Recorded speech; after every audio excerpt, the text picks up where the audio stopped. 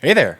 Welcome to the IDP Plus Touchdown Props podcast, where if you're looking for some good touchdown props to place for week 13 of the NFL season, you've come to the right place. Stick around, and in just a second, I'll get into some of my favorite touchdown prop bets for week 13 of the NFL season.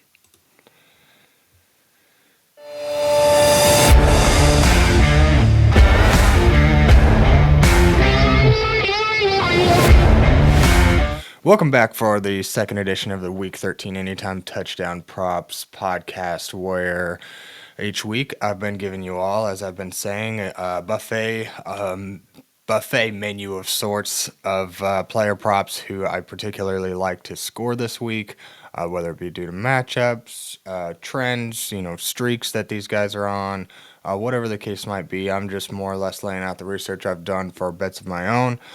So, pick and choose ones that you like. And if you don't, that's okay too. Then there should be plenty of plays out here for y'all this week. So maybe find one you like and hear me out and see if my case can persuade you or not. So I will just remind you that, like I say, these aren't even really suggestions. It's just research that I've done for bets of my own. So I'm just laying it out all on the table for y'all buffet style. So I will just remind everyone before we get in here, let's bet responsibly. For help, call 1-800-GAMBLER. Stay within your means. Don't outdo things. This is all just for fun. So we're going to jump right into things here. And to start it off, we're going to get into our running backs. We got James Cook up first with an anytime touchdown coming in at minus 130. He plays the San Francisco 49ers this week. And the 49ers have allowed a running back touchdown in each of the last 6 games that they've played this season. Multiple scores in 2 of those games. Josh Jacobs had 3 and Kareem Hunt scored twice on them. So San Francisco's been pretty locked tight elsewhere. I imagine Buffalo will have to get the ground game going in order to go ahead and jump up early in this one. San Fran is one of those teams that will let you do that, especially lately. They just haven't seemed to be able to get things going, whether it be, poor play from big players, injuries to big players, or a combination of the two. So like I said, the San Francisco offense just doesn't look great right now, and Buffalo may be able to maybe able to get up early and run Cook like the entire second half. The dude's got 11 touchdowns on the season, and the matchup is right. So let's hope he can get into the touchdown column yet again this week against the 49ers. We'll move into our next play here, and we've got Bucky Irving on the menu for plus 110 are his odds to score a touchdown against the Panthers this week. Since last season, the Panthers have just been among the worst rush defenses in the league. They have seemingly tightened up lately. They didn't let Kareem Hunt score, and I think they played one other middling or bottom half offense and didn't allow them to score, and they've had a bye week. But if we look at the rest of the season, they've let Tyrone. Here's just a list of players who have gone for 100 or more all scrimmage yards, all-purpose yards, rushing and receiving on Carolina this season. Tyrone Tracy, just a few weeks ago, went for 130 or more. Kamara, 100 plus twice. He was 155 on the ground and one, and over 100 combined in the other matchup this season. Algier and Bijan Robinson both went up for over 100 all-purpose yards. DeAndre Swift had over 100 all-purpose. J.K. Dobbins had 130 or more. Running backs just still own the Panthers, and Bucky's taken over the production in this backfield. So, given that he's had a touchdown in back-to-back weeks and now has a great matchup against arguably one of the most vulnerable rush defenses in the league, I like Bucky Irving to find the end zone yet again this week, and we got some plus juice there. That'll be it for the running backs. All the running back odds are just so low, right around minus 200, minus 170. They're just ridiculous now for running backs to score. So we've had to find some guys elsewhere. So we'll jump into those. We've got Brian Thomas here up for our wide receiver portion. His anytime touchdown comes in at plus 205, and he plays the Houston Texans, who have allowed 6 touchdowns and 6 wide receiver touchdowns in the last 4 weeks, which is tied for the second most in the league. The Jaguars finally get Trevor Lawrence back. I know Brian Thomas has been missing him something fierce the last few weeks with Mac Jones at the helm. So I like Brian Robinson to kind of get back on track this week. Reports say that Trevor Lawrence practiced all week and looked and felt comfortable, and it's his non-throwing shoulder, but we'll see. I mean, injuries to a non-throwing shoulder still take it out of you because in order to throw the football, you have to use that other shoulder to get momentum in order to push the ball downfield. So if he's not able to really rip that shoulder back to send one downfield, he may be looking at short passes all day. But maybe he can float one up. Maybe he can float a moon ball up to Brian Thomas Jr. because it seems like that's kind of been their thing this year. So I think that they're going to be looking to kind of get things back on track.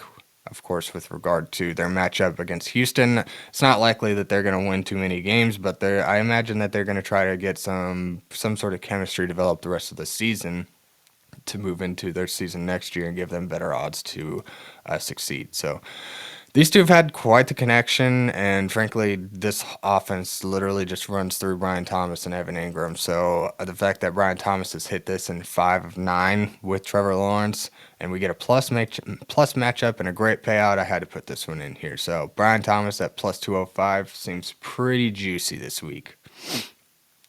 Next play here, we've got Drake London with an anytime touchdown coming in at plus 145. He plays the Chargers this week. The Falcons have been down pretty bad lately, and the Chargers have allowed 7 wide receiver touchdowns in the last 4 weeks. So maybe this is a game for the Falcons to kind of get right. I don't think they've had a wide receiver score in the last 2 or 3 weeks. Like I say, they've been down pretty bad. So this ought to be a good matchup for an exploitable matchup for the Atlanta Falcons offense, as like say the Chargers allowing a crazy amount of wide receiver touchdowns lately.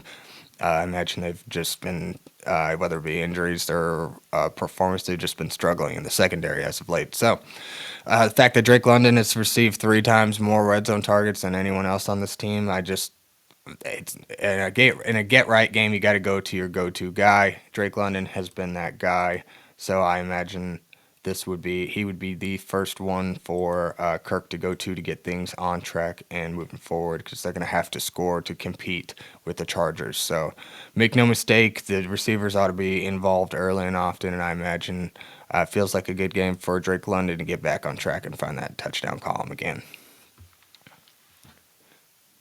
See here, I'm going with the Chargers receivers again this week. Last week we didn't hit one. We hit one of the Tennessee receivers, so we were profitable there.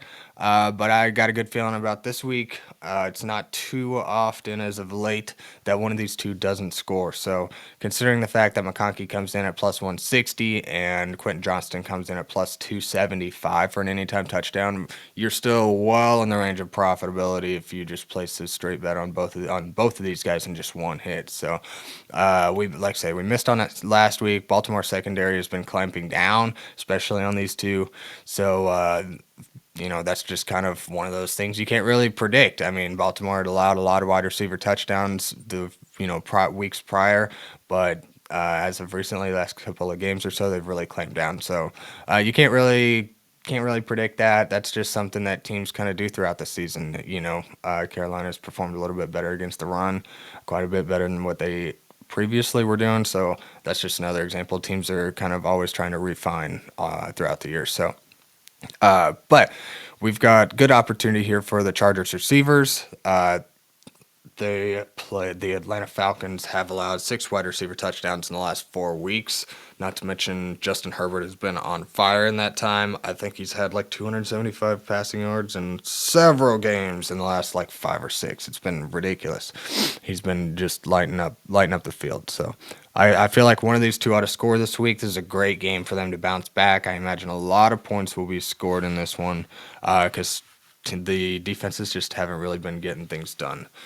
So we'll probably see a lot of pressure and just lots of shots downfield. So I think one of these two guys has good odds to score. And like I say, if you place a straight bet on both of them and just one scores, we're still in profitability range here. So I like these two, the matchup for the Chargers receivers.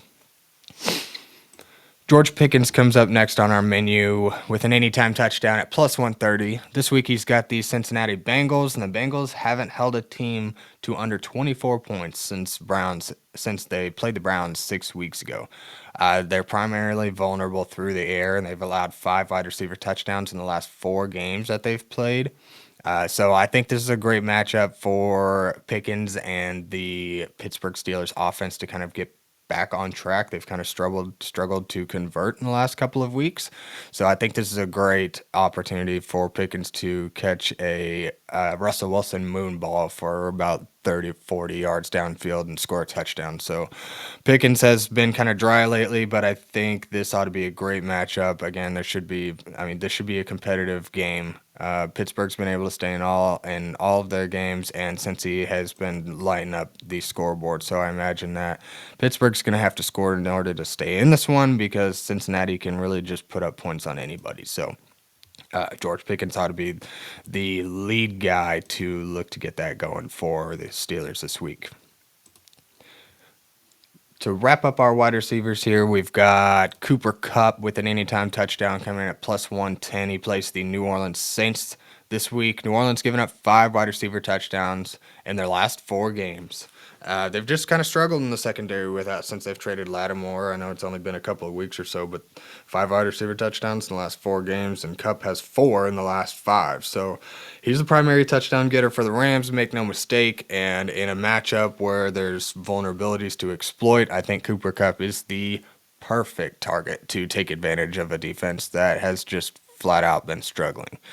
My only concern here is that I just hope that Demarcus Robinson doesn't snipe us here, because they are actually tied for the team lead in red zone targets, and I don't even know if Demarcus Robinson got one last week and Kupp scored. So that's not great. It doesn't really bode well for my argument here, but Demarcus Robinson is like I say, it's a boom or bust guy. So he's going to either score 2 touchdowns in a game, or he's not really going to do much of anything. So Cooper Kupp is one of those guys that's look to for a score week in and week out. He doesn't always get it, but he's the first guy that gets the chance. And so I think Cooper Kupp ought to take advantage of a squirrely New Orleans secondary here for a touchdown. And we still got plus money, so love Cooper Kupp's touchdown odds, especially if they're in the plus money range. We'll move into our quarterbacks here. That'll wrap it up for the wide receivers. I just got one quarterback for y'all this week. We hit on him last week, and Jaden Daniels comes in at plus 170 again this week for a touchdown against a exploitable Tennessee defense. Tennessee has given up 2 quarterback touchdowns on the ground in the last 4 weeks. They've also given up the most quarterback rushing yards in that time. So you're looking at a great matchup for rushing quarterbacks against the Tennessee Titans. That's going to be where you can gash them. And since Brian Robinson has kind of been hampered, we put a bet on him last week. Of course, he got injured. Every time that we place a bet on him, he either gets injured or he doesn't play. So we're staying away from that one this week, and instead we'll go to Jaden Daniels and see if we can let Brian Robinson get healthy and help him out here. But no, the Tennessee Titans allowed Jalen Hurts and Justin Herbert to both find the end zone the last 4 weeks. So I like Daniels to continue to keep his feet going after 70 yards and a touchdown last week.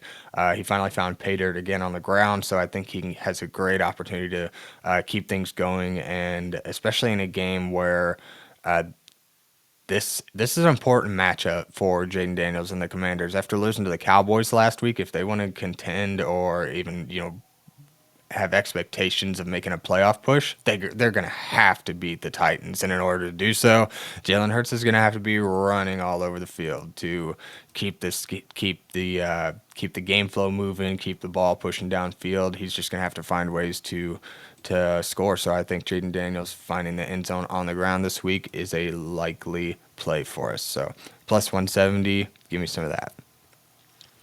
To wrap up the show here, we'll hit up some Cade Otton for the tight ends. Cade Otton's anytime touchdown is at plus 185, and he plays the Carolina Panthers this week, as I alluded to earlier with my Bucky Irving play. Typically, I don't go for 2 guys on the same team, so I err on the side of caution. I would generally advise going one or the other. I know I do some of the wide receivers sometimes. The wide receivers, it's just when you have 2 guys that generally score the most touchdowns for a receiving core, and you've got a quarterback that's hot, and then the odds are playing into your favor where you kind of one of the two has been scoring, that's where I feel comfortable putting two players from the same team. But it's a little bit tougher to get a running back and a wide receiver because the running backs don't always are a little more fluky than wide receivers because even if it's a great game on the ground, the air game might be really flowing and they may not need a running back. But generally speaking, the passing game in most games is going to be somewhat formidable. So, like I say, and especially with a team kind of like the Tampa Bay Buccaneers, where we've seen they either like a week or two ago they had 4 rushing touchdowns and didn't have a single passing touchdown, and then it's just been one of those teams that just is tough to nail down too. But we've got 2 great opportunities for this team, and they do score a lot of touchdowns. So they just score a lot of touchdowns to a lot of different guys right now. So, but Cade Otton's been one of those guys that's been kind of the favorite for Baker Mayfield, and Carolina has allowed Noah Gray, Adam Troutman, and Juwan Johnson to score in the last 4 or 5 games. So this is a great opportunity for Cade Otton to find the end zone yet again this season. He's been really reliable for Baker Mayfield all year. Now that they've got Mike Evans back, there's a little less pressure on Cade Otton, so I think maybe he can slip some coverage here against a vulnerable Carolina defense to possibly find the end zone for us this week, and looking at plus 185 odds for that, as I mentioned a bit ago. That's going to wrap up our show. Let's see. I'll just throw out a couple of honorable mentions. I didn't put them in my banner here, but the Indianapolis wide receivers have a great matchup. I just don't trust them with Anthony Richardson, but it feels like it could be a good week for maybe Alec Pierce to break off for a 50 or 60-yard pass. His odds were at plus 245. That's crazy odds for one of the guys that, he's got opportunity with Josh Downs now out, and Anthony Richardson just loves throwing those bombs to Alec Pierce and Josh Downs downfield. So the fact that he's got less competition now and we're looking at plus 245 odds, it was something I thought was worth a note anyways. Like I said, I don't really trust any pass catchers because with Anthony Richardson at quarterback, you just don't know what's going to happen.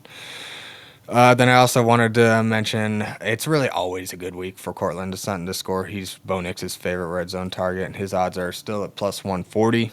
Not particularly a great matchup, but it really hasn't mattered for Courtland Sutton. They just score with him as they need to. So he's kind of always a fun little play. So that's going to wrap up my Week 13 show for the IDP Plus Touchdown Props podcast. Thank you, everyone, for tuning in. You can feel free to like, subscribe, leave a comment. Let's talk football. If you've got some sneaky plays you like, let me know. Let's chat about it. Follow me on Twitter, also at AxmanIDP. And thank you, everyone, for rocking with me each week. And I'm hoping to put a little extra cash in your pockets this week. So we'll see you back next week for Week 14. Otherwise, bet responsibly, stay within your means, and good luck out there, everybody. Thank you for watching the IDP Plus YouTube network. If you enjoyed this video, give it a thumbs up and don't forget to subscribe to our channel. Be sure to tap the bell icon to get notified whenever we upload new content.